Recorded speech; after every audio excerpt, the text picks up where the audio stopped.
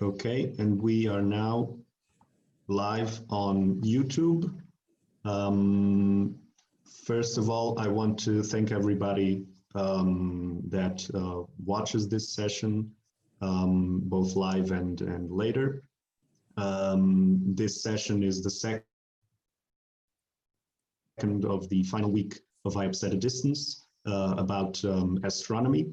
And with us today, we have two speakers from the European Southern Observatory, whom I thank.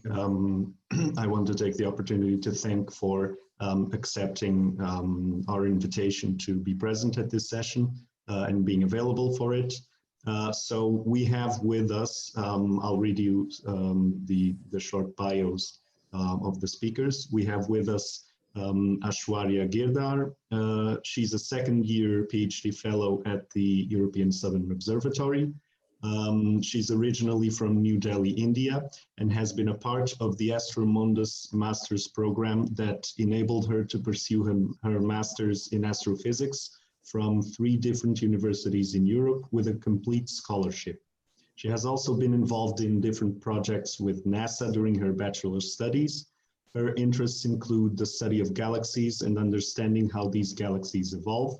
Currently, for her PhD, she is studying a sample of galaxies that have active supermassive black holes at their center, so active galactic nuclei. These black holes are seen to be accreting gas from the galaxy and also pushing it out as outflows from the galaxy. Ashwarya's research involves understanding these outflows and their effects on star formation in the host galaxy. She would be presenting the European Southern Observatory and its various facilities and contributions that have greatly contributed to our quests of understanding the universe just a little bit. And we also have with us Dr. Suzanne Ramsey. Suzanne is an astronomer with expertise in infrared and optical instrumentation. Suzanne is a physics graduate from the University of Glasgow and studied for her PhD at the University of Edinburgh. During her career, she has developed instruments for major observatories, including Gemini and the ESO VLT. Suzanne currently manages the instrumentation project for ESO's extremely large telescope. And with this introduction, I would like to give the word to Ashwarya, if I'm not mistaken, for the first presentation. Thank you very much. Thank you so much for the introduction, Duarte. I'm going to share my screen.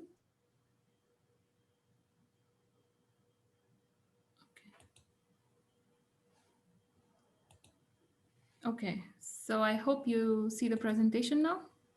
Yeah. Okay, thanks. So good morning, everyone, or greetings to whichever part of the world you are tuning in from. I would like to thank the International Association of Physics Students who are organizing this and for having us as speakers.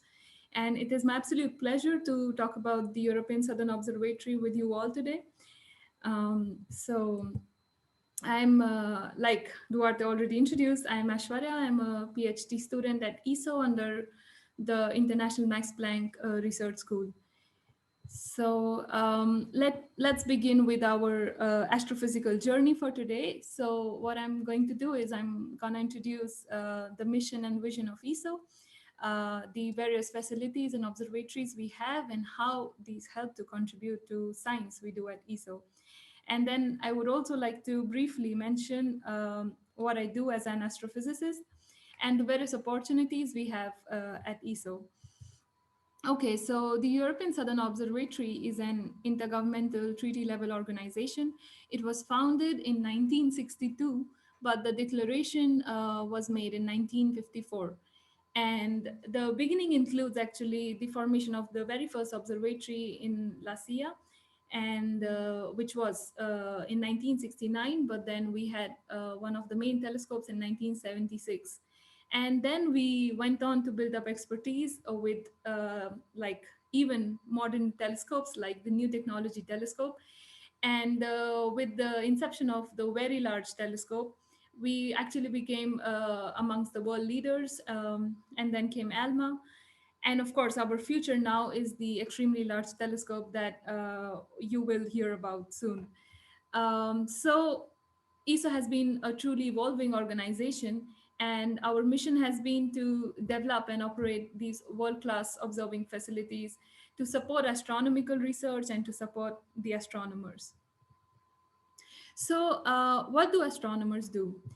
Like, so you know that we are limited in the visible electromagnetic wavelength range. This is all we see. But if you see for the other wavelength ranges, you get to know different things about the universe. And this is what the astronomers also try to do. So we develop telescopes and like instruments to send on to send in space, or to do from, or to observe from the ground. And we try to observe in these different wavelength ranges, and it's like putting together this cosmic puzzle, like, and just getting to know a little bit more about the universe. And ESO has now come to become a leader in the ground-based astronomy. And what it is doing is it's designing and building these telescopes and instruments, and also organizing the telescope allocation, like the groups that get the time on these telescopes, the research that is happening. And it's trying its best to provide support to astronomers in this sense, and support the astrophysics research. In addition, we also try to engage with the public through educational events and conferences, in order to spread the word about ESO and to really connect astronomers with similar interests, so we can together really contribute to this community. And there are various opportunities also for young researchers starting at the master's level. And I will be talking about it further. Okay, so since its inception, ESO has been really contributing to this field. But since about 1996, it has been the most productive ground-based observatory in terms of the number of publications every year. And at times also exceeding the publications from the Hubble Space Telescope, which is a telescope in space by ESA and NASA. Okay, so, well, of course, there are various fields through which generations of scientists at ESO have been contributing. And they include studying the stars and planets, how they form, and also how they evolve, and studying the stellar populations. And then also going on to study the evolution of galaxies and how they interact with the interstellar material which is inside the galaxy, and how they interact with their environments. And then going on to a little bigger scales and understanding the cosmology, and how like understanding the behavior of a universe as a whole, how the early universe developed, or how the future of the universe would be. So now that I have given you like a introduction of ESO, I would also like to now take you through the world of ESO. So I put two screenshots of the globe here to show you that like we have a truly diverse organization. So our head office is in Garking in Munich, and our observatories and our office, our office in the host country is here in Chile. And this is our headquarters in Garking in Munich. And like I'm talking to you today from here, so it's my office is somewhere here, and I'm talking to you today from here. And this is our visitor center, the Eso Supernova. So you're very welcome to come visit us if you want to know more about the universe, or just take a tour in the exhibition, see planetarium shows, or meet astronomers. Okay, and then this is, like I said, we have an office in our host country in Santiago in Chile. And with this, I would like to take you to the first observatory in La Silla. So you can see there are various telescopes here in La Silla, and together they're at about 2,400 meter altitude. And well, it was started in 1969 and has like really powerful medium-sized telescopes today. For example, the 3.6 meter and the NTT.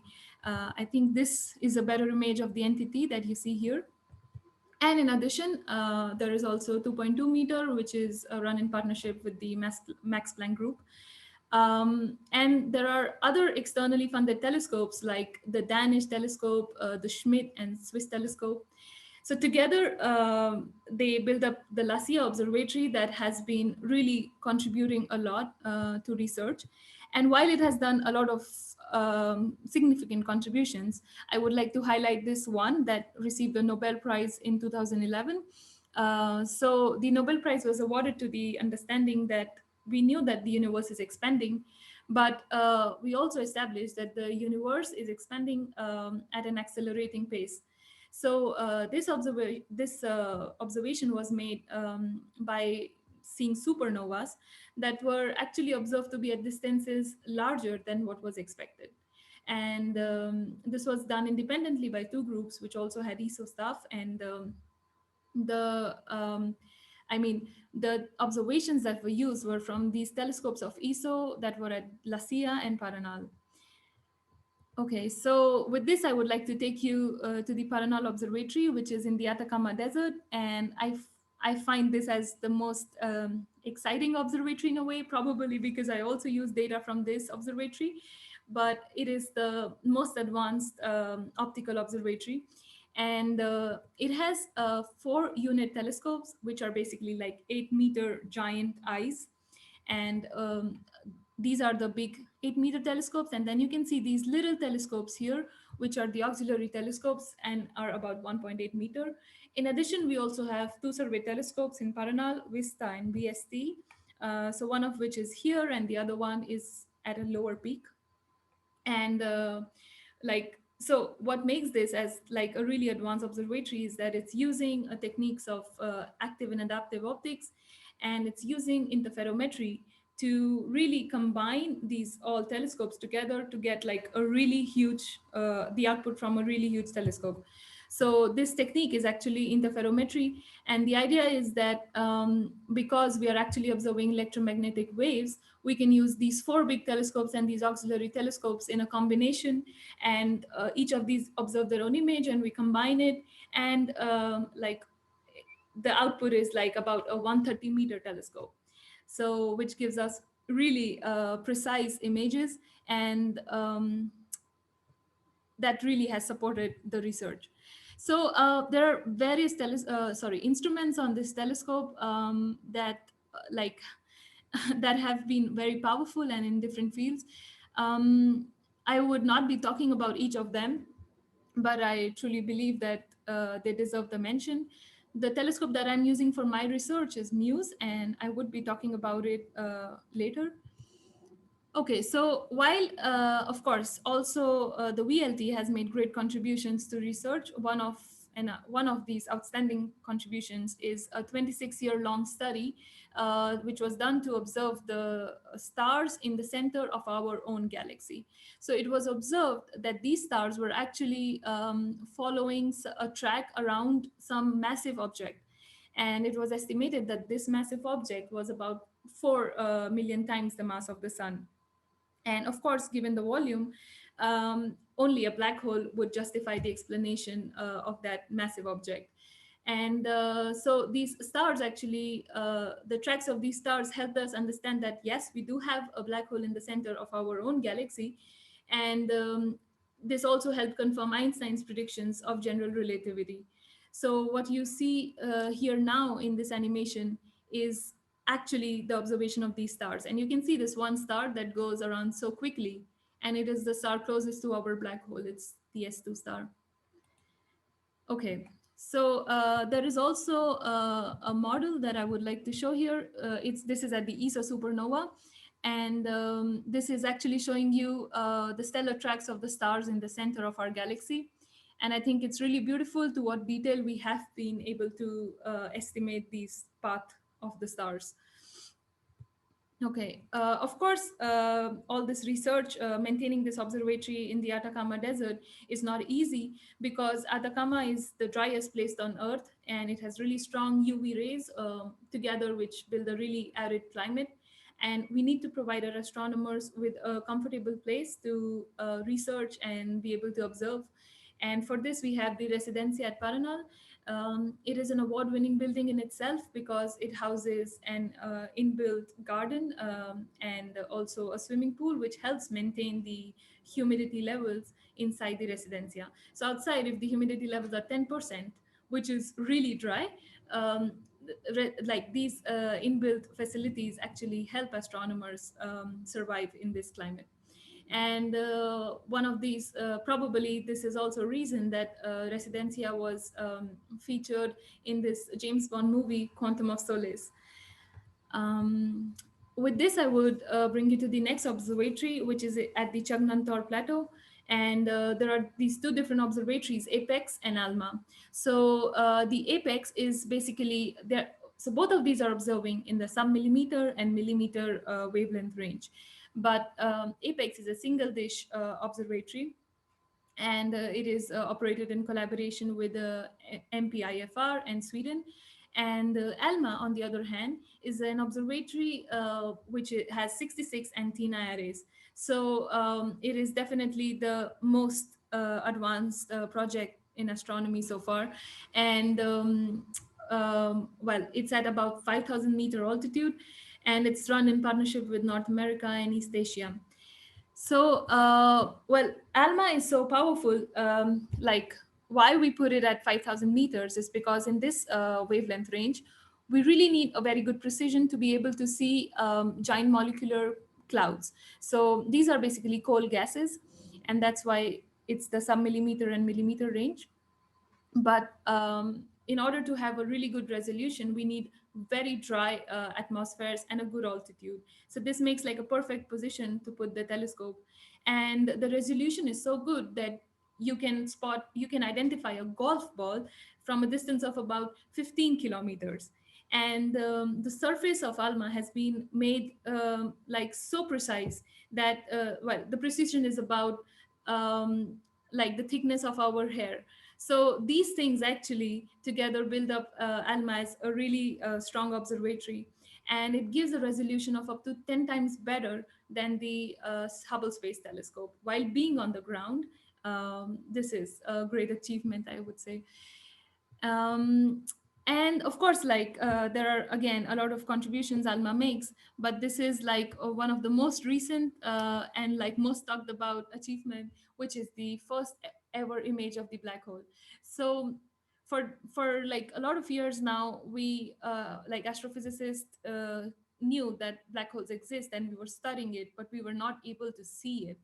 And what this was made possible with the Event Horizon Telescope, which is actually a telescope that again uses interferometry, but using these different telescopes at different parts of the Earth. So it's like you have a giant telescope with the diameter of the Earth.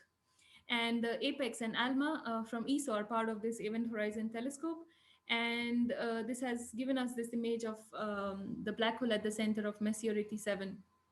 So what you see here is actually a shadow of this black hole against the superheated plasma that is surrounding it. Okay, so this brings me to what do I do as an astronomer? So like I introduced to you, Muse is an instrument at the VLT, and like a great thing about Muse is that it's doing integral field spectroscopy. Now, to understand it, is that you observe a part of the sky, and then you have an image in X and Y dimensions. But what Muse does is that for every pixel, it also gives you a spectrum.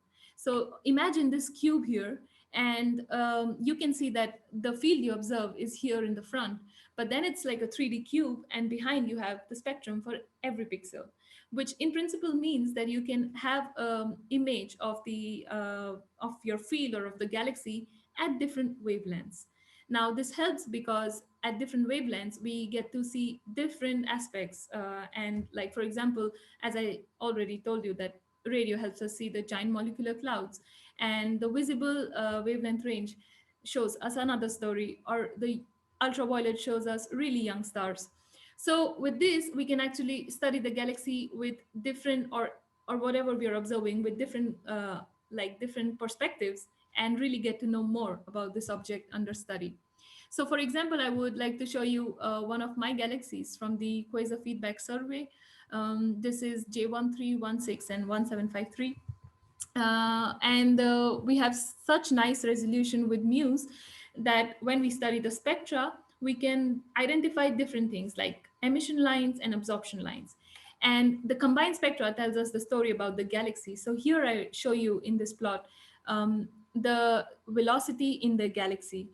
And in the plot in the middle, we study just the stellar velocities, which we get from the absorption lines in the spectra. And if we subtract this, what we get is the properties of the gas that is present in this galaxy. Okay, and another perspective to this story is, like I said, astronomers really try to see in different wavelength ranges. So we also have an observation from Alma, which shows the molecular cloud gas. And you can see here, this is the same galaxy, but looks really different from this image.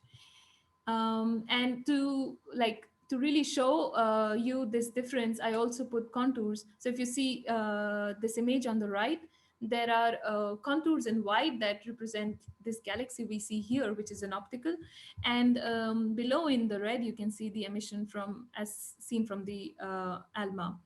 And in the center, you can see these green contours, which are actually radio, and they're actually showing these outflows. Now, each of these images is actually revealing a different picture, and I think it's really exciting to be able to put together all these puzzles and understand what is happening in this galaxy. And we are now also waiting for UV. Like I said, that UV would help us see the young stars in this galaxy, and together we will have a very nice story to tell. So if you enjoy astronomy and you would really like to build up a career in this field, there are various opportunities that ESO offers starting from the master's level. So you can come and do an internship at ESO, or you can come for a visitor program, or you can also come to do your master thesis. And starting at the PhD level, ESO has two different PhD opportunities. One is the Impress PhD program, which is a 3 years PhD program at ESO.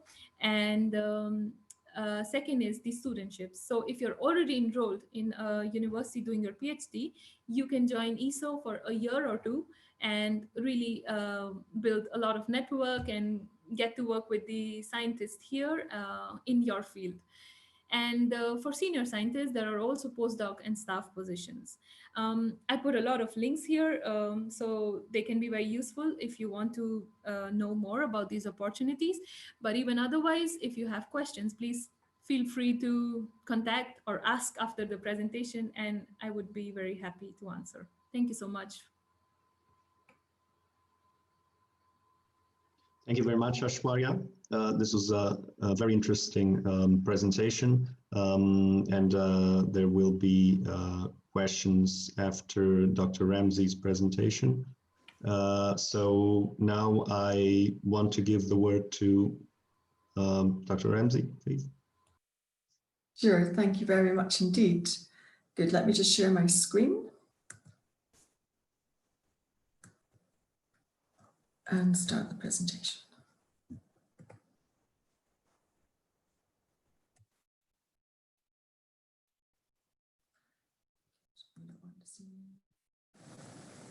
Good, I think we're all set. Right, thank you for the handover. Ashwarya, for the nice introduction, and to everybody for listening in. So it's a great pleasure today to be able to talk to you about a topic very close to my heart, which is the work that we're doing at ESO on the next generation of telescopes, so the so-called extremely large telescope. So after seeing that presentation from Ashwarya, you're probably wondering, do we really need more telescopes? I mean, this all comes down to how astronomers like to advance in their science. I mean, you've also heard that one of the ways that we do this is by expanding the different electromagnetic radiation that we observe. And even in your series of talks, we've heard the exciting possibilities of now observing gravitational waves, so different messengers. But primarily, from my perspective. And since Galileo invented the telescope and revolutionized our view of our picture in the universe, we have extended our understanding a lot by building new telescopes. By doing this, we can exploit the light gathering power, so we can observe fainter and fainter objects. And we also exploit the fact that with the larger diameter, we can observe smaller objects. By the time we combine both of these things, you get a fourth power improvement in the speed of observing with the diameter of the telescope. So this is a very strong incentive to build these bigger and bigger telescopes. And now, around about the start of the 21st century, we're in the top right of my diagram, which is the era of the 10-meter and even now the 30-meter telescopes. But there is a catch. It's not as simple as just getting the engineering techniques required to build a big telescope. And the catch is that we're located here on the Earth. So you're all aware, I'm sure, that as light from stars penetrates the atmosphere, the light is blurred by the turbulence in our atmosphere. Even on the best telescope sites, and the best telescopes, as you've seen, that we run here at ESO, the size of a blurred image is about an arcsecond. An arcsecond is the equivalent resolving power to a 12-centimeter telescope, so something you could have in your garden. So as we build these larger telescopes, yes, we can observe those faint objects, but it's difficult to actually exploit that increased resolving power. So Ashwarya already mentioned the techniques of adaptive optics, and in case it's something that you hadn't heard about before, I wanted to talk about it. And it's an astronomical technique, but actually you can use it for ophthalmology, you can use it for medical imaging. So if you're not an astronomy kind of a physicist, you may still be interested. So adaptive optics, what is it? It's a very simple concept that using a deformable mirror, you can correct for the atmospheric seeing. And actually, it's not a new idea. So it was already invented in the early 1950s. It's just technologically difficult and computing power demanding. So it's only in the last 20 years that we've really started to use it. And now it's a staple of modern telescopes. So here my little schematic shows the light coming from a distant object. And there you see that the wavefront, which should be flat, is distorted, and you see the blurred image. If that distorted wavefront is reflected off a mirror, an adaptive mirror that gives equal and opposite distortion, you recover the flat wavefront and you get your sharp image.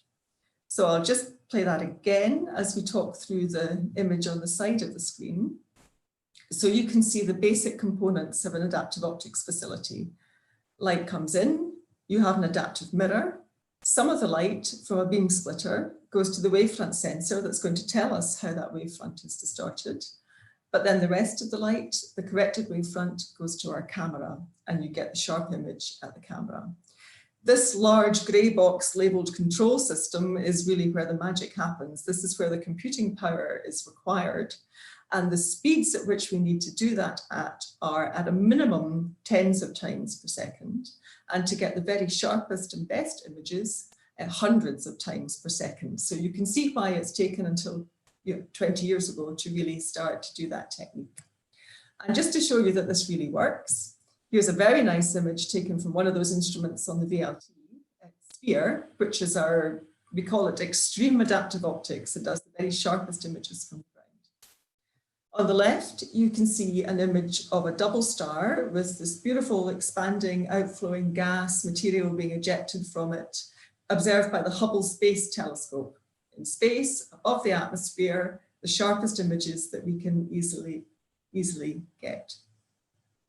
If you zoom to the center of that target where the double star is located, you can see with the Hubble, you start to see the limitation of the fact that Hubble has a comparatively small mirror, so you can't resolve the stars.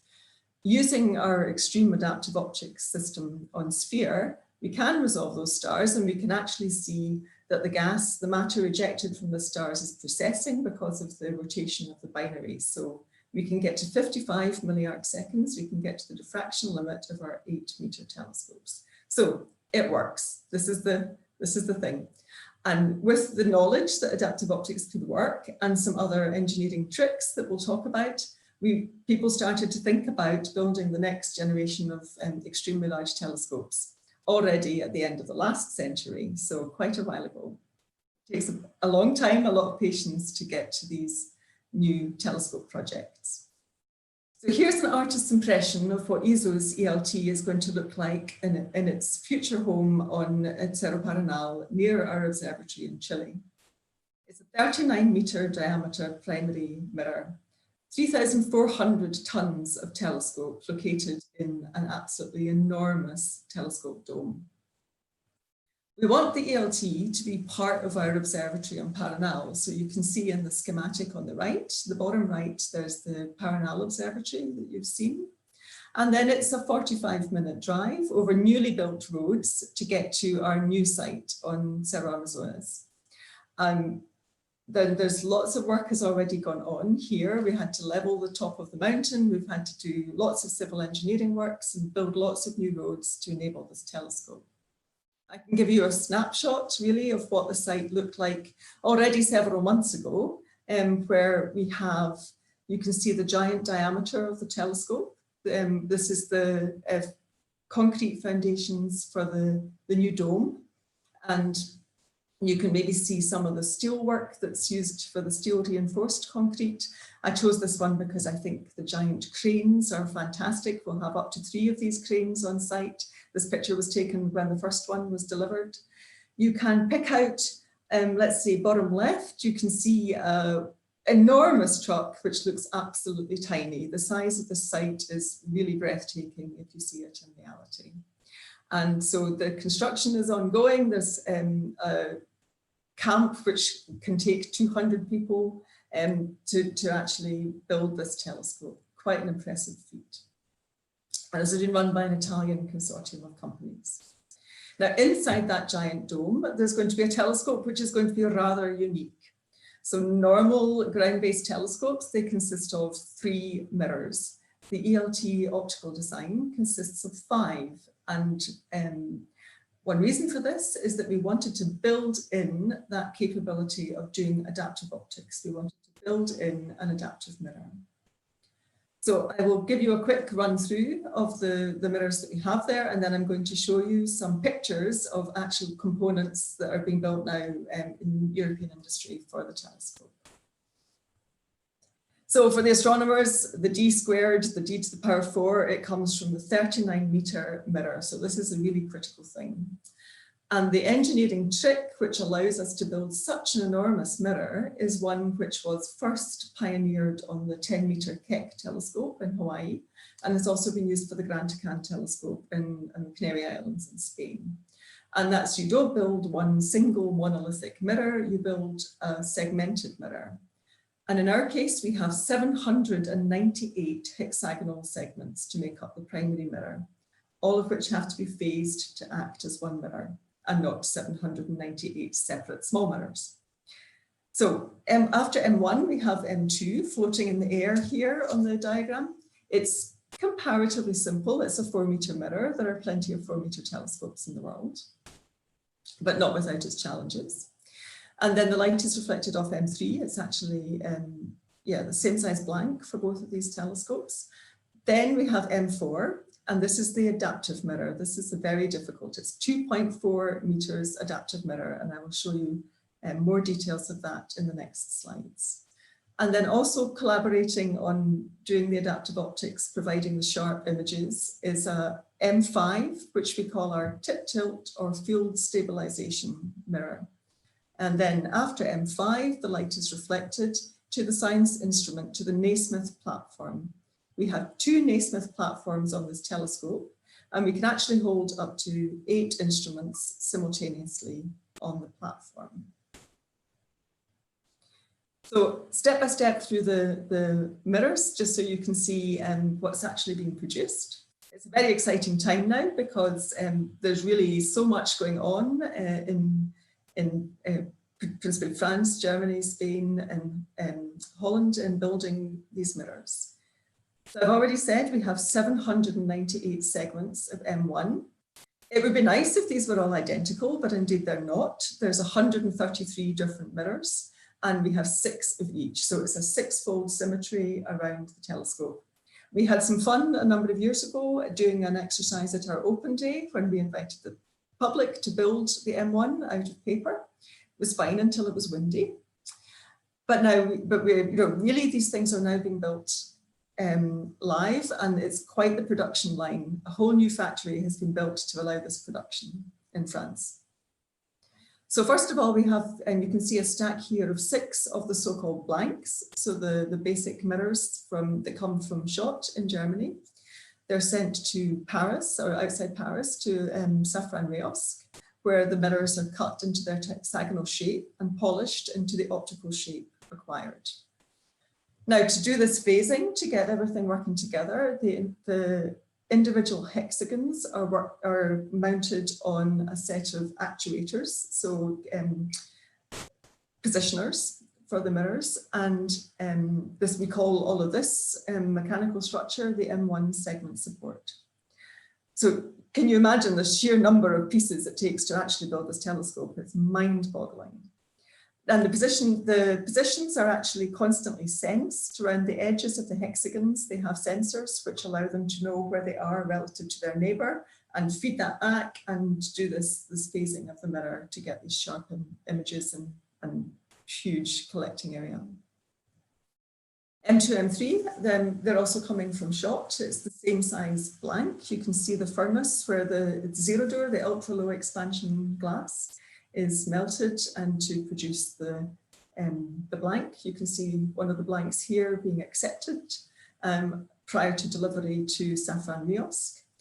So although these are 4-meter mirrors and not so complicated, it's still the largest convex mirror ever produced, so not without difficulty. Once polished, the mirrors are mounted in the mirror cell. These come from a company called Senair, and you can see that there's a lot of positioning control to make sure that the M2 stays in place, stays in the right place optically. So then to M4, M5. So this is the mirrors which are doing our image quality correction of the atmosphere for us, for the instruments. And in order to do that with M4, to get the order of correction that we need over 5,000 actuators behind this 2.4 meter mirror. And we need to drive those actuators. We can go as fast as 1 kilohertz on this particular mirror. So huge computing power required to do that. The mirror is being made in Italy, a company called Adoptica, but the adaptive optics part, the actuators, they come from Adoptica, and you can see the engineering design of that here. And then you can see in the bottom right image, 2 of my colleagues doing an inspection of one of the mirror surfaces on this telescope. Now, in order to be able to deform, to make the correction for the atmosphere, this is a very thin mirror. It's only 2 millimeters in diameter, polished down. So you can understand why they're inspecting it rather carefully. This is a rather fragile piece. This is one of 6 individual segments which will go together to make up the 2.4 meter M4. And again, it's been polished in France by Safran Reosc. And then finally, M5. M5 can do tip and tilt to stabilize the image.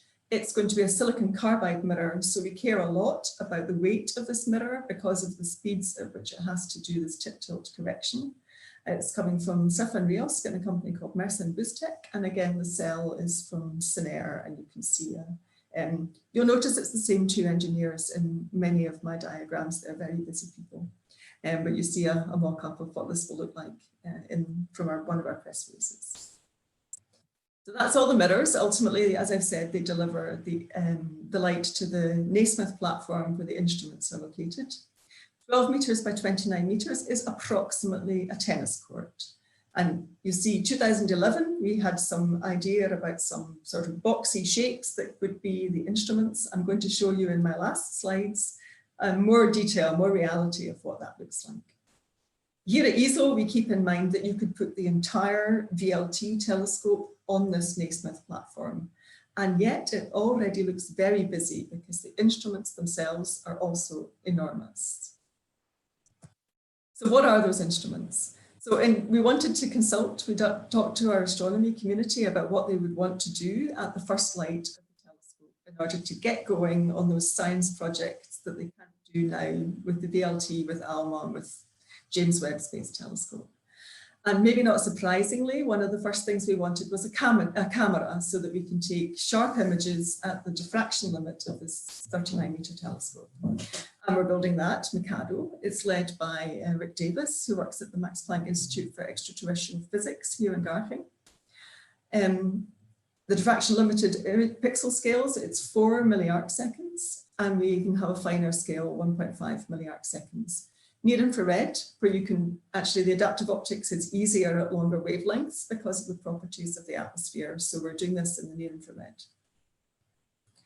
I said that in the bullet points that Mikado will do astrometric imaging. This simply means measuring the position of things, astrometry, and we're going to do it to 50 microarc seconds. And we're pushing this mode of this camera because we want to be able to continue the work that Ashwarya showed of tracking the orbits of the stars around the black hole at our galactic center.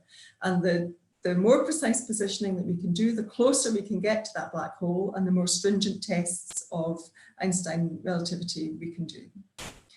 It also has coronagraphic imaging. This is for observing extrasolar planets. I'm going to talk about that for a different instrument later.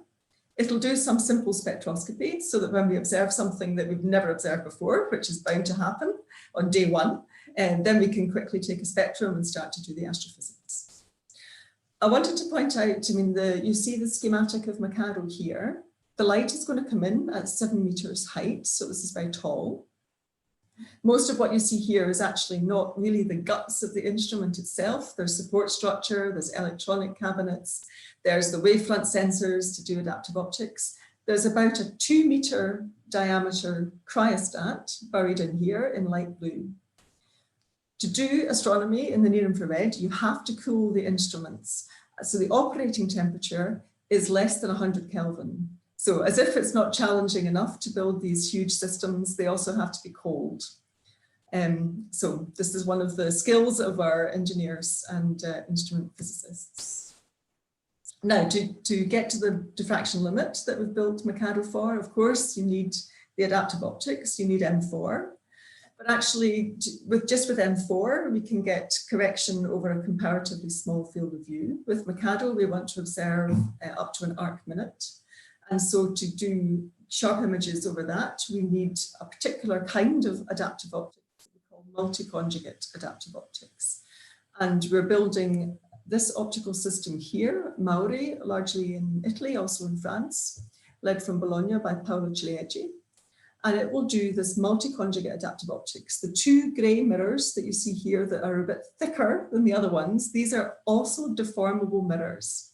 So it uses M4 and 2 additional deformable mirrors to get the very finest correction. And then it will feed this corrected beam to Mikado. So if you remember the little schematic where we had 1 deformable mirror and then the feed to the science camera, this is the same, just on a different scale. And it will feed the image to Mikado and also to a second instrument in the future. Actually, to sense the wavefront that we need to correct, we need to do that on a star of some kind to get enough photons to be able to measure the wavefront. And these days we actually use artificial stars generated by lasers which excite the sodium layer in the atmosphere. And Mauri will use 6 laser guide stars and 3 natural guide stars, or stars as normal people call them, to do this correction. So a very wonderful adaptive optics system for Mikado. What are we going to do? One of the targets for our telescope is to be able to do understanding the history of galaxies in using a number of different techniques. One of them we call Galactic Archaeology, and it's basically looking at the ages of different star clusters in the galaxies. So for the astrophysics students amongst you, we're basically measuring the Hertzsprung-Russell diagram for the stars in different clusters in these galaxies. And we want to push further and further away from our own galaxy to be able to sample different kinds of galaxies, learn more about what goes on. On the left, you can see an image of what happens if we do a simulation of an image with the NIRCam on the JWST. This will be our best opportunity once it's launched. The concept with Mikado is that we can, using its spatial resolution, push further to the center of those galaxies and also do fainter and fainter stars. And we're going to measure the ages of those stars, those clusters, using where they turn off the main sequence, where they switch off their hydrogen burning. And we're just going to be able to push further back in the universe. The next instrument that we'll have on the telescope at first light is an integral field or 3D spectrograph. So like MUSE, like Ashwarya already introduced, we're able to take a square area on the sky and reformat it so that you get a spectrum for every pixel in an image. With Harmony, we will have 32,000 pixels, each with very, very detailed spectrum. And we're going to cover from the optical to the near infrared with 2 different spectrographs at a number of different spectral resolving powers to do stellar astrophysics and to measure galaxy rotation curves. This gives you some idea of what Harmony looks like. It's near infrared, so again, it's a cryostat, but this time it's about 4 meters diameter and also operating temperature around about 120 Kelvin. So the gray here is the cryostat. Again, it's assisted by adaptive optics. So on the top, you have the sensors for measuring the laser guide stars. You have the sensors for measuring the natural guide stars. So really a huge instrument with a zoom feature, so that we can observe also in the seeing limit of the telescope. So on nights where the atmosphere is very turbulent and we can't do adaptive optics. With Harmony, again, we're going to be looking at the distant universe. So if you take inspiration from this, the Hubble Deep Field, the Ultra Deep Field, where we see the population of all different kinds of galaxies, we want to look in detail at how one of those galaxies, in this case at redshift 2, be made up, and we can target the individual star forming regions and probe different scales and see how it's interacting.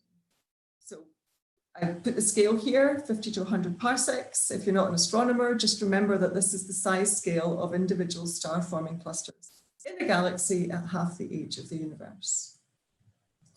We're also going to observe at longer wavelength infrared. So now this is an even colder cryostat, around about 40 Kelvin. And the instrument called METIS is an imager and spectrograph, which is going to allow us to follow up in detail what will be done by the instruments on the James Webb Space Telescope.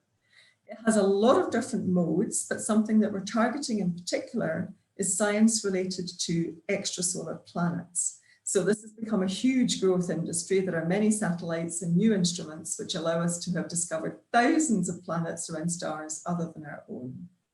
And for that, METIS is going to have a coronagraph. So this is the very old technique where you basically put a spot over the bright star to allow you to observe the faint object nearby. It's an old technique, but there are very sophisticated modern ways of doing this. And so METIS are really going to target this key questions that the ELT wants to ask. How do we form planetary systems? Can we find examples which are like our solar system? Can we even find another Earth? And the METIS team have produced this very nice simulation of showing what a planet around one of our nearest neighbors, Alpha Centauri, might be, how you could image that planet. So you see the black dot where the coronagraph has blocked out the light from the star. And you see at 3 microns, 5 microns, and 11 microns, the planet, so you can measure its temperature. And even a companion, a colder companion at longer wavelengths. Those are the first 3 instruments. We're also looking into a very high spectral resolving power spectrograph called HiRes. Instruments like this, I've said that it's going to have an accuracy of 10 centimeters per second. This relates to the fact that one of the things that we do is to measure the radial velocities of stars in order to understand if they're perturbed by a planet. But HiRes, with its observations from the optical, again, to the near infrared, is going to also target one of the most exciting and challenging cases for this telescope, which is to be able to directly measure the expansion of the universe. So you've seen one of the important contributions of the VLT was the understanding that our universe is not only expanding since the Big Bang, but actually that expansion is accelerating. And so one of the things that we're interested in is making a very direct measurement. So it's going to involve observing the light towards quasars and then coming back in 30 years and observing it again and actually seeing directly how that quasar has moved.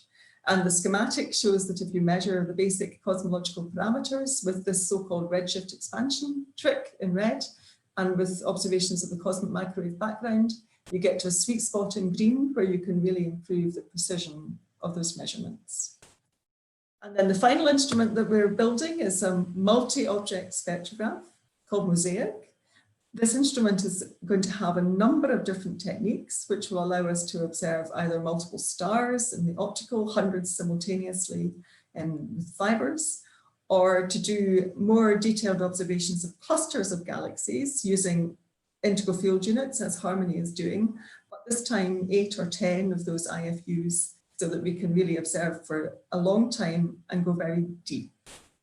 And one of the reasons to do this is that we want to observe galaxies to redshift 7, 9, so that we can really probe back in the history of the universe when the first stars and the first galaxies have formed. And you see in the diagrams that we should be able to observe the H alpha from those first stars at right back at a few percent of the age of the universe. So that was a tour through our instruments. I said I would show you an update of this diagram. So 2011 view, and this is about a 2018 view, 2019. On the left here, you see now a lot of beautiful detail of some of those first instruments on the Naismith platform. It looks pretty crowded to me, although sometimes when I show it to people, they say, oh, you have loads of space, you can put something else there. But this is now what our Naismith platform looks like. And I just have a little movie which I'm just going to play and take questions. This is kind of a tour, spot the engineers for some idea of scale. And I'm happy to take questions there. Thank you.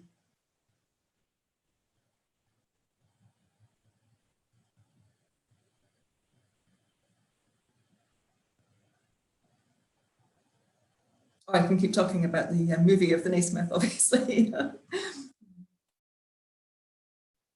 Yeah, so I think here you can see that we actually, in order to maintain these instruments, we actually have to build substantial staircases to allow people to walk to the top, to actually access the components which are on top of these instruments. Yeah, there's 7 and 8 meter heights.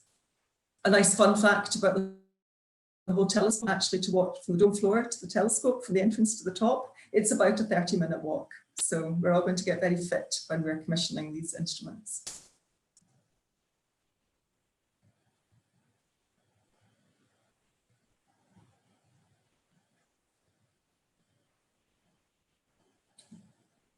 And now from this perspective, you can actually see this grey structure here is part of the telescope itself. It's the so-called prefocal station. It contains lots of sensors to keep the telescope phased and working to feed the light to the instruments.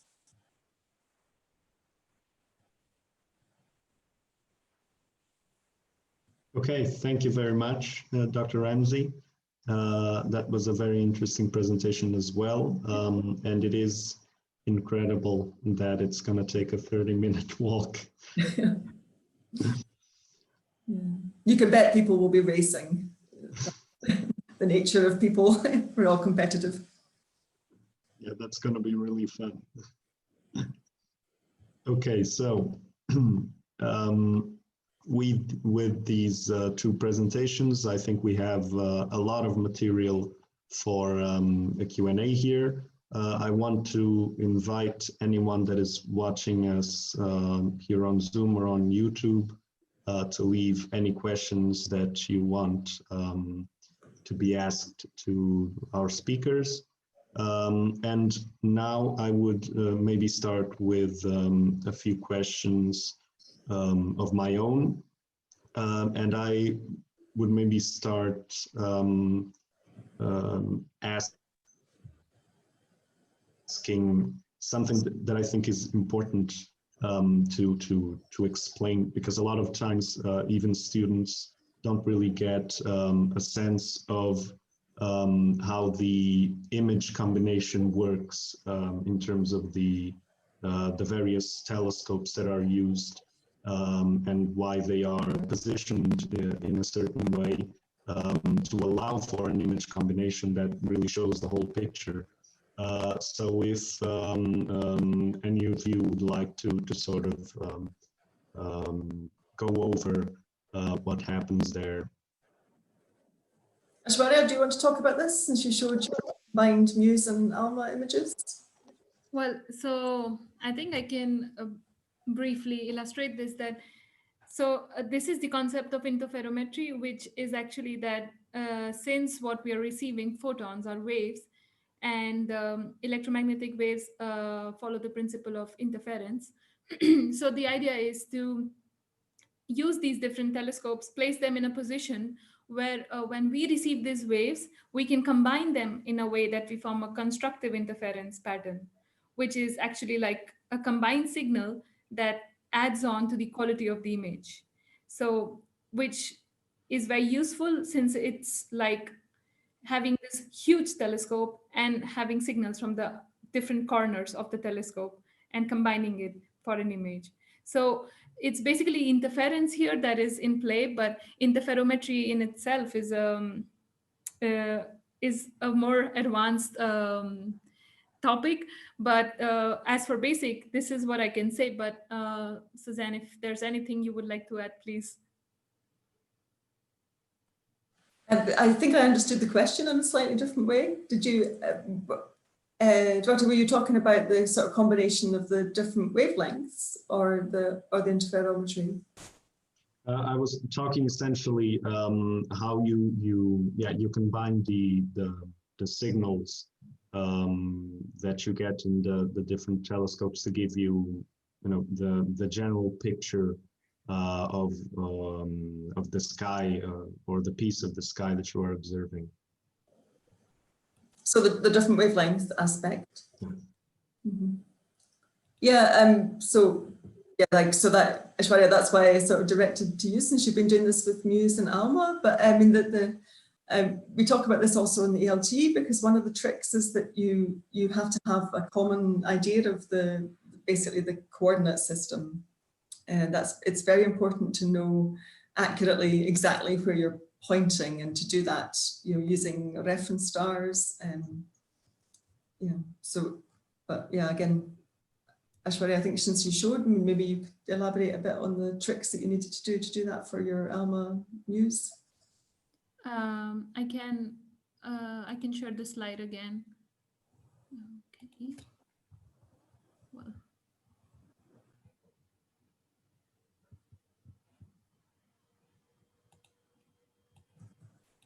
So you can see the slide now, right?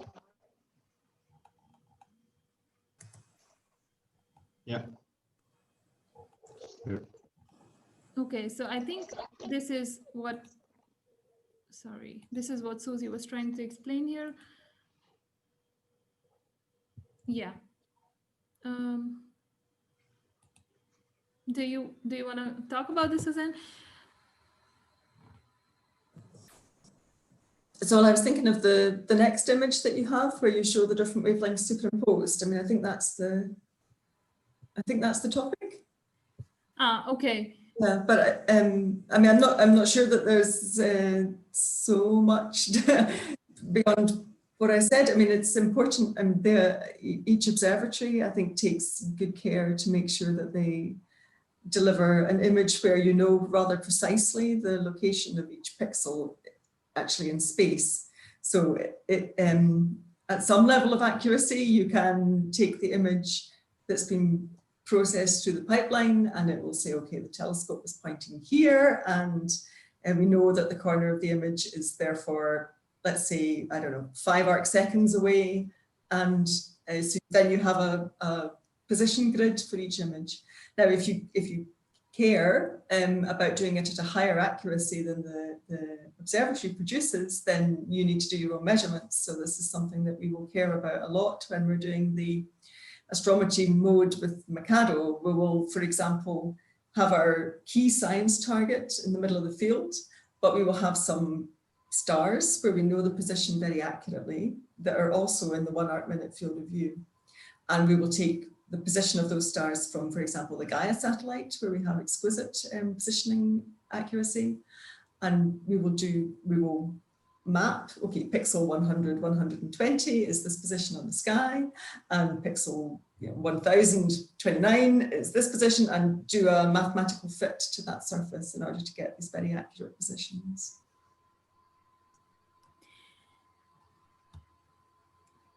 Yeah, and I mean, just to add to this wavelength discussion, this image that I put here is over all the wavelength range that MUSE covers.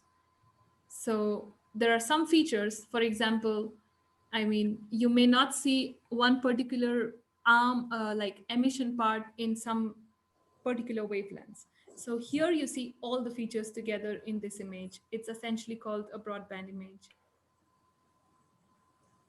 Okay, thank you very much for your answer. Now I would maybe ask, because Ashwarya, you also mentioned this, if maybe any of you can talk a bit about how it was possible to actually detect that the universe expansion is accelerating. So how did the observation allow to conclude that? Okay, so again, I will go back to my slides.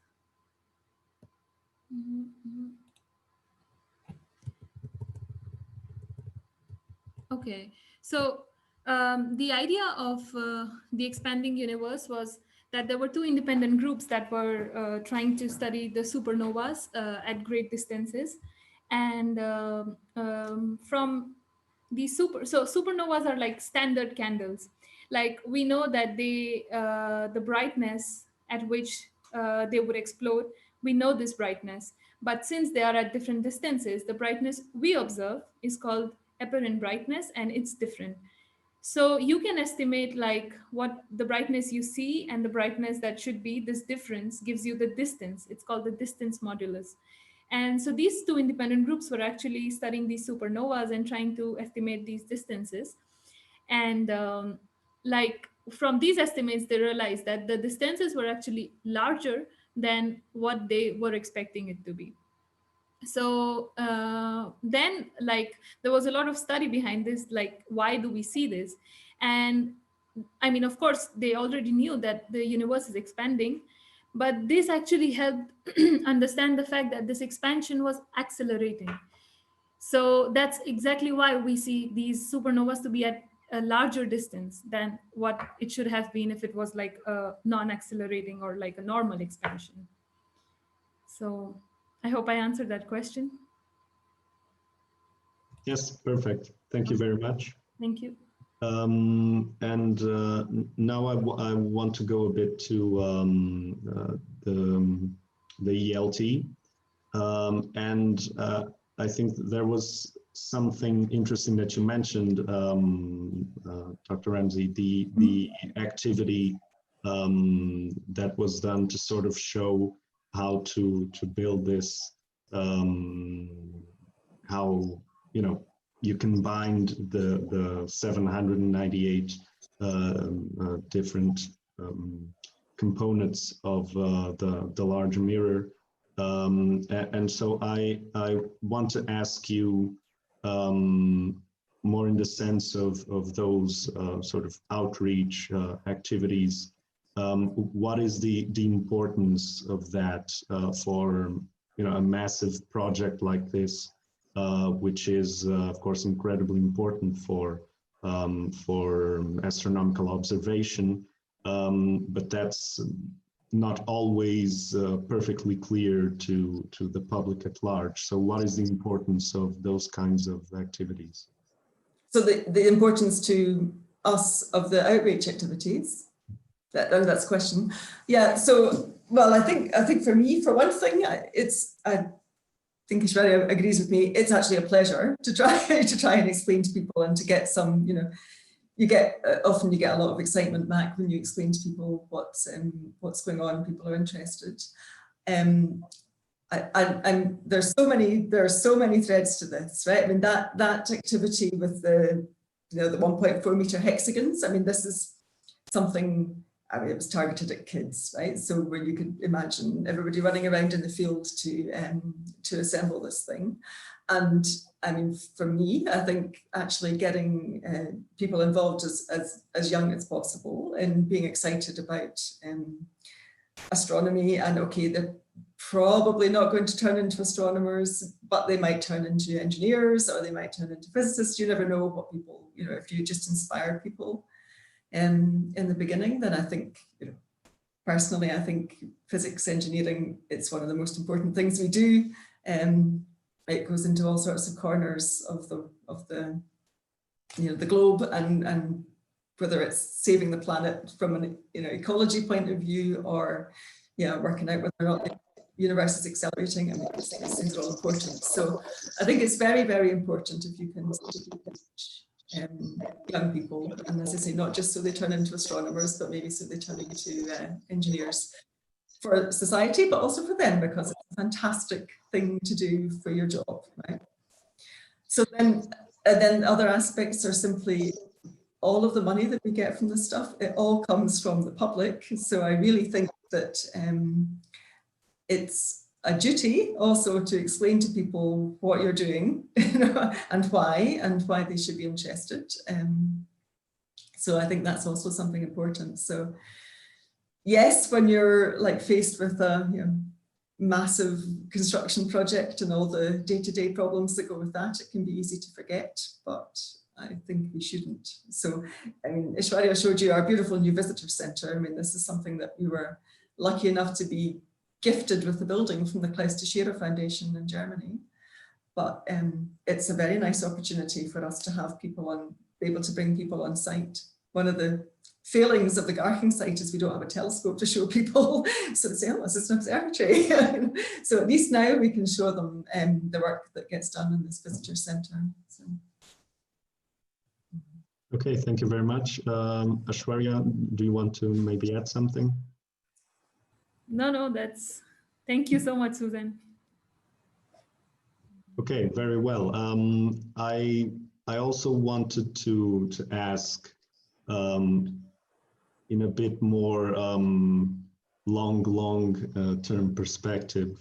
So of course the ELT will certainly bring new possibilities in terms of observation,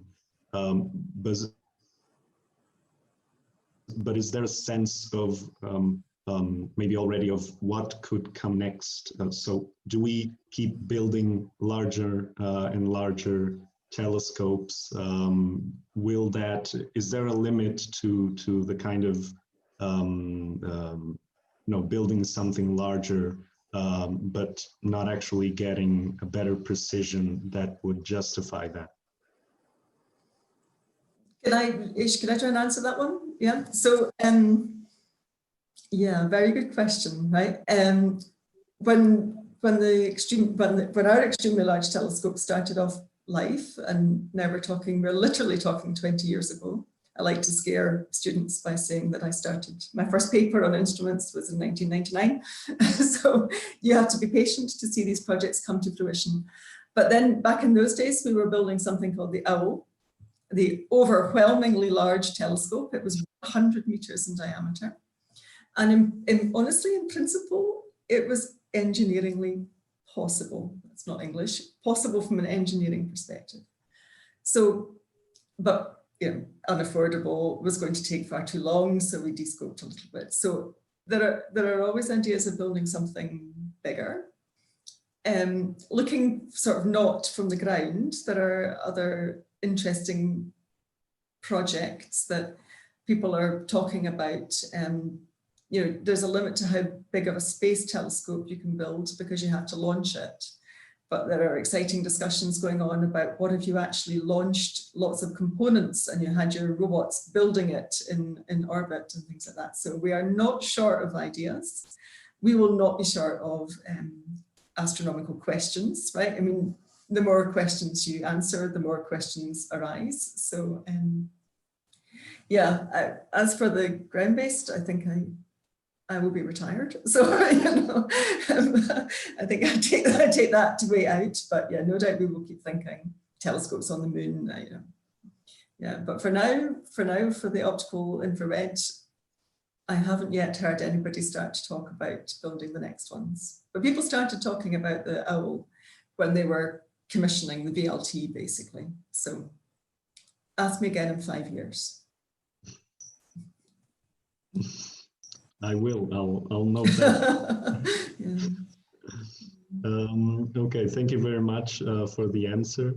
Now I would maybe ask something to both of you, because we've also been trying to show a bit what are the wide variety of career paths in physics at large, and in this case in astronomy.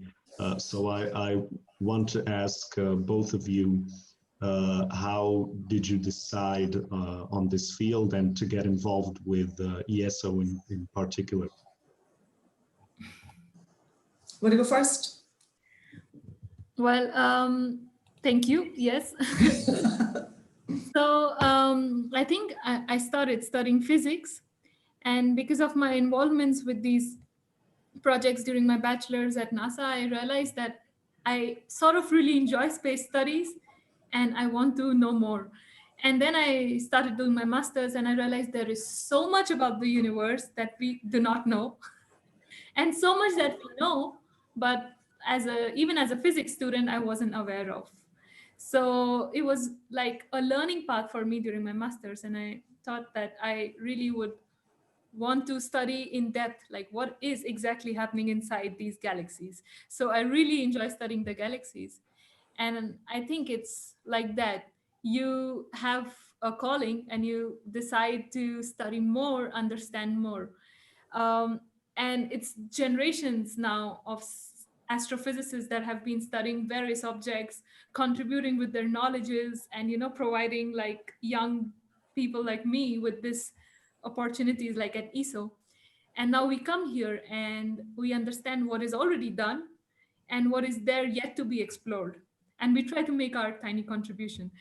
So, well, I think that is my idea. Like, if I can really study and understand a bit more about the universe and contribute in this sense, I would really, I mean, I already enjoy it, but that would be something great for me. Thank you very much. Thank you. Dr. So, yeah, I think when I was younger and choosing my next step career, I almost became a lawyer. I almost studied law, and then then I think because that was kind of expected for a nice young lady in those days. But then when I got my school exam results, I realized I could do that physics thing, and that was much more interesting. And so it was a little bit, yeah, of a happy accident. And I have to say that I credit the next step when I went from finishing my physics degree to doing astrophysics PhD.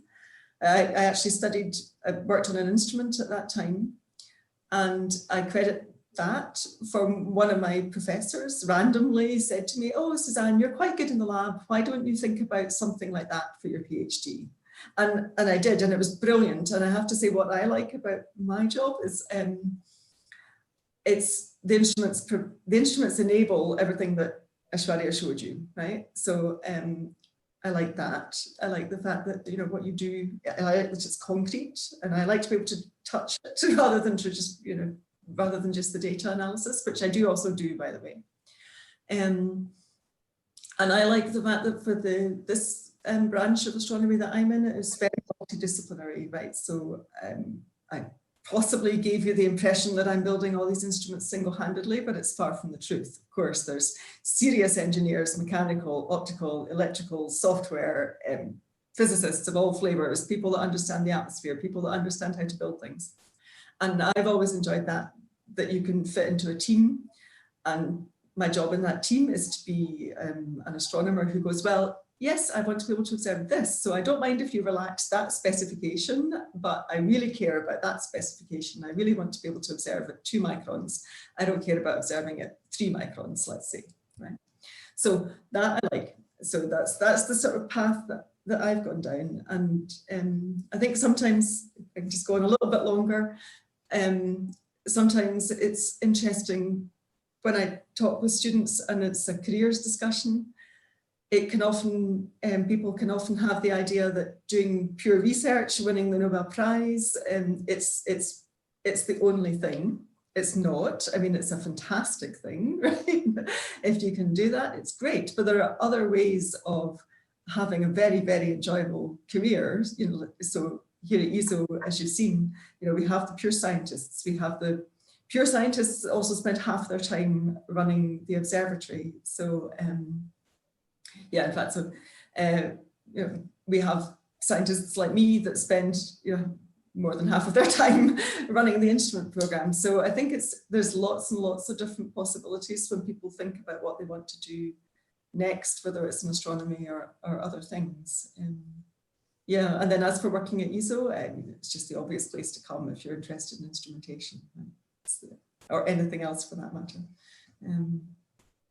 Yeah, a very natural choice. Okay, thank you very much. I think that this really shows how exciting astronomy can get, and why people really decide to go into it. And in fact, I myself in my bachelor's had a very big component of astronomy and astrophysics courses, because it is something that is also very interesting to me personally. And I also think, and now to go to my next question, it's you know, important, for example, for students that may be considering the field, to know in advance what could be expected of them. Of course, as you mentioned, there's a lot of possibilities. There are people more directly involved in the observation, people more directly involved in building the instruments. But what, for example, in your cases of a bigger involvement in the observations, what are the essential skills that are you know, required and useful? And I would maybe ask you to mention specifically, because this was something that was very critical in the courses that I took. What is the importance of computational skills? Sure. Shall I start? So maybe, or so of course, an awful lot of what we do. If you want to be an observational astronomer, then it's a lot of data handling. It's handling a lot of data. I mean, the Muse cubes that Ashwarya showed, that's a serious computing effort to do those, and so a good grounding in software, yeah, will not go amiss, right? Whether it's you want to be super theoretical and do serious modeling, numerical modeling, or whether you're going to be on the data analysis, data production side, these are important, honestly important skills these days. Yeah, I think ability to work independently, it's a sort of good generic skill, be self-motivating, be able to organize the work, be able to produce things and finishing things. Something I personally struggle with is actually finishing something. It's nice to just keep looking at the data again and again, but these days there's an awful lot of pressure to actually have papers. So it's very good if you can at least work with somebody else who's going to say, right, we'll finish that paper now and push it out. So yeah, these are all very generic sort of skills, but they are all important and they're interesting to demonstrate. I mean, there's many ways which your CV will reflect that, right? I mean, I think it's interesting, Ashwarya, your experience doing the Erasmus, the fact that you did a master's, different experience working at NASA. I mean, these are all nice little things that you can use to sort of explore your own interests, but they also stand out. Yeah. don't know if that came close enough to answer the question, but I'll try handing over to you. Yes, yeah, definitely. I would just want to ask Ashwarya if you would like to add anything. I think I will add from the student perspective that, of course, having good projects and good grades helps in your applications. But if you also realize at a later time that I would like to go into astronomy, but I think I don't have the courses, it's okay. The utmost important thing is maths and physics. And if you have that, please go ahead, because a lot of masters actually have all the components that you need for your future astrophysics career. So a lot of my batchmates also did computer science and programming during the masters. So it's okay if you don't have a very good hand, but it definitely helps to know programming beforehand, because today, like Suzanne already said, a lot of data analysis is now with computing.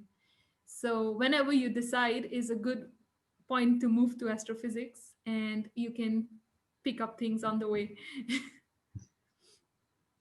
Okay, thank you very much. I think those words can be definitely motivating to somebody that may not have had a previous chance to go into astronomy courses. So it is the specific initial field in which someone concentrates isn't a life sentence, let's say.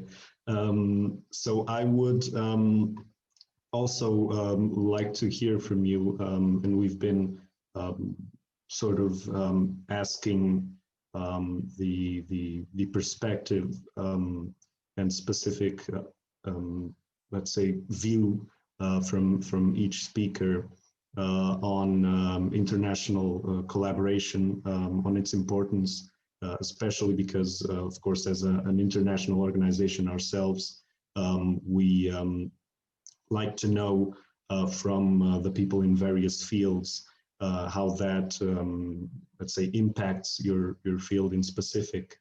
So I would ask you to maybe talk a bit about how important and how relevant international collaboration is to astronomy. Shana, do you want to go first this time? Or? Okay, well, I will just say, like, Suzanne is very, very qualified to answer this question because of her experience. But from the little experience I have, I will say very important. Like in astronomy, international collaboration is at the heart. Not just because from different collaborations you get a lot of ideas, but then there are a lot of minds. Like, for example, in ELT, you saw that each instrument is coming from like a different institution, different countries. And because everybody has different expertise, and together we build something that is going to be so useful to the community as a whole. So yeah. Yeah, I think that's absolutely correct, right? I mean, it is, astronomy is really worldwide. I mean, I actually failed to mention really that there are two other 30-meter telescope projects in the US, the TMT and the GMT, who may combine into one US ELT.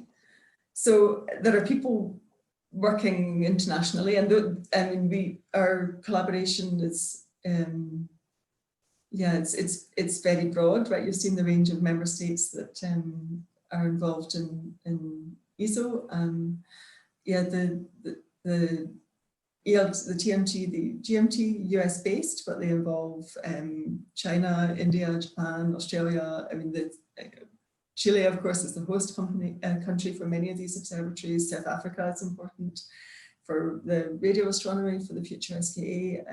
I'm now afraid I should talk for half an hour in case I leave anybody out. But yeah, I mean, this is really something which is done around the world. And yeah, I think we just benefit from the diversity of that, right? It's, yeah, different temperaments, different ways of looking at things, different ways of approaching problems all come with the territory. So it's really rich, as well as being obviously a tremendous amount of fun. right? So I think that aspect of it shouldn't be overlooked, right? It's really very, very interesting to work with people all around the world on these projects, and it's been like this now for more than 50 years, and I hope, global pandemics notwithstanding, I hope this is not something that's going to change. But yeah, we wouldn't be able to do it. I mean, financially, we wouldn't be able to do it, but also sort of intellectually and in terms of the industry and everything. Yeah, simply not. Okay, thank you very much. And you actually mentioned the aspect of my of the last question that we have here, which is how have you been adapting to the current circumstances in terms of access to the actual observational instruments, in terms of the other aspects of your work. So how has this impacted on your work? Okay, so I mean, maybe if I could say something. So yeah, this situation has been really very badly affecting for everybody, right? I mean, so it's a globally horrible situation. And in terms of ESO, so our core work is really what Ashwarya showed. It's taking photons from the VLT and turning it into scientific papers. And current circumstances, we've had to close the observatories. So this has really been unprecedented. Right? So both Alma and VLT and LaCia have had to be put into a safe state. All the cryogenic instruments warmed up, everything put into a safe state. And luckily, we just announced this week that at least on Paranal, and we're going to start up some of those operations at a low level again now.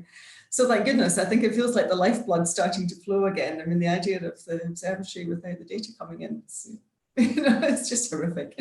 So so it's been bad. I mean, in terms of the development of the instruments and the development of the telescope, then of course, all around Europe and in Chile, the different industries have had to cope with not being able to send people on site. Or did I even heard, I think it was our colleagues at SHOT, they opted to live on site to carry on working. But mostly, there's been some impact on the production. Yeah, I mean, for me, working primarily with the instrument teams, this has not been so bad because we're at the design stage. So people can still talk about designs. But to build these huge big things, there's also a lot of building of prototypes and testing in the lab. And yeah, we're slowly and now getting back to doing that. And also with the European industry, getting back to full speed. So there's been a lot of impact, but I think yes, the sort of, what's the word in English, don't know. The sort of philosophically most difficult one, I think, is to have an observatory that's not observing. That's really been tough. So I'm very happy to see that that's starting again. Ashwarya, do you want to say something? I mean, it might be interesting to talk about all of the sort of science things, the initiatives that have been starting. Well, I think from the science perspective, the ones who already had the data were quite secure because they could keep on analyzing the data. But those who had the proposals in place and the data was to be observed faced some delays. But of course, ESO takes the responsibility and all of the observations will happen, but just at a later time. So yeah, I mean, we cope like the world is coping. Yes, well said. Okay, thank you very much. I will just check again if there are no more questions, and there don't seem to be. Okay, so we are now in just the final minutes of our session, and now to close this session, I would ask each of you if you want to leave any like final words, a closing statement, a message to physics students. Maybe Ashwarya can start. Yeah, so firstly, thank you so much for having us as speakers. It's really been a pleasure to interact with you. And to the students who would be watching this or who are watching this, um, to all the audience, if you want to pursue astronomy and you have some reservations, try to break through them. If you need advice about applying, we are always there to help. We would be happy to help. And yeah, I mean, it's an exciting world of astrophysics, and I'm sure we all have something to contribute. So yeah, that's it. Thanks. Thank you very much, Dr. Ramsey. Yeah, I think also well said. I mean, if anybody's thinking about astronomy, yeah, do. I mean, it's as I tried to emphasize, it's not all about measuring the expansion of the universe, but there's a lot of different ways to work in this field, which it's really stimulating. I think if physics students watching, you've already made a brilliant choice, right? And I think I can remember just about that it's not the easiest necessarily thing to study, but it's well worth pursuing. So yeah, I think definitely keep it up, look at your options, think about what might happen next, enjoy it, and yeah, best of luck with it. Also, my thanks for participating today. Okay, thank you for those messages. And finally, I just want to thank everybody that's been watching us live and everyone that watches this later. And also, of course, a big thank you to both Suzanne Ramsey and Ashwarya Girdar for being available for this, this wonderful session. And hopefully we've either convinced people that were already thinking about astronomy to really pursue it, or convince people that didn't really have specific thoughts on their future field. So thank you so much and have a nice day. And to you, thanks very much. Thank you.